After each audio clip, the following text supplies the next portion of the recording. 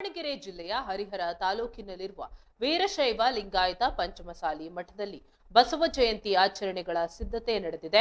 ಆದರೆ ಇಲ್ಲಿನ ಟ್ರಸ್ಟ್ನ ವಿರೋಧದ ನಡುವೆಯೂ ವಚನಾನಂದ ಸ್ವಾಮೀಜಿಯವರು ಈ ಕಾರ್ಯಕ್ರಮವನ್ನು ನಡೆಸಲು ನಿರ್ಧರಿಸಿದ್ದಾರೆ.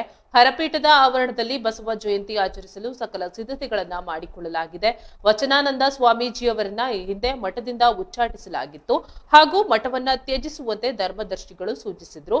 ಈ ಬೆಳವಣಿಗೆಗಳ ನಡುವೆಯೂ ಬಸವ ಜಯಂತಿ ಆಚರಣೆಗೆ ಮುಂದಾಗಿರುವುದು ಸಾಕಷ್ಟು ಕುತೂಹಲ ಮೂಡಿಸಿದೆ. ಸ್ವಾಮೀಜಿಯವರ ಈ ನಿರ್ಧಾರಕ್ಕೆ ಅವರ ಬೆಂಬಲಿಗರು ಬೆಂಬಲ ವ್ಯಕ್ತಪಡಿಸಿದ್ದಾರೆ. ಬಸವ ಜಯಂತಿ ಕಾರ್ಯಕ್ರಮದಲ್ಲಿ ಮಾಜಿ ಶಾಸಕರಾದ ಅರುಣ್ ಕುಮಾರ್ ಪೂಜಾರ್, ಎಚ್ಎಸ್ ಶಿವಶಂಕರ್ ಸೇರಿದಂತೆ ಹಲವು ಗಣ್ಯರು ಭಾಗವಹಿಸುವ ಸಾಧ್ಯತೆ ಇದೆ. ಆಸನಗಳಲ್ಲಿ ಬಂದು ಕುತ್ಕೋಬೇಕು.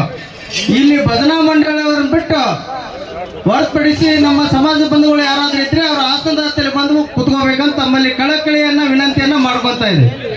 ಖಾಲಿ ಇದಾವೆ, ದಯವಿಟ್ಟು ಯಾರು ನಿಂತ್ಕೋಬೇಡ್ರಿ. ಹಿಂದಿನ ಟ್ರಸ್ಟಿಗಳು ನಮ್ನೆಲ್ಲ ನಿಲ್ಲಿಸಿ ಕೈಕಾಲ ಶಕ್ತಿ ಇಲ್ದಂಗ ಮಾಡ್ಬಿಟ್ಟಾರ. ದಯವಿಟ್ಟು ಎಲ್ಲರೂ ನಿಂತ್ಕೊಡ್ರಿ, ಕುತ್ಕೋಬೇಡ್ರಿ. ಆಸನಗಳು ಅದಾವ. ದಯವಿಟ್ಟು ಎಲ್ಲ ಸದ್ಭಕ್ತರು ಸಮಾಜದ ಬಂಧುಗಳಲ್ಲಿ ವಿನಂತಿ ಮಾಡ್ಕೊತೇನೆ, ದಯವಿಟ್ಟು ಆಸನಗಳು ಖಾಲಿ ಇದಾವೆ. ಎಲ್ಲೆಂದರಲ್ಲಿ ನಿಂತ್ಕೋಬೇಡ್ರಿ, ಕುತ್ಕೋಬೇಡ್ರಿ. ವೇದಿಕೆ ಮುಂಭಾಗದಲ್ಲಿ ಇರ್ತಕ್ಕಂಥ ಆಸನಗಳಲ್ಲಿ ಬಂದು ಕುತ್ಕೋಬೇಕು.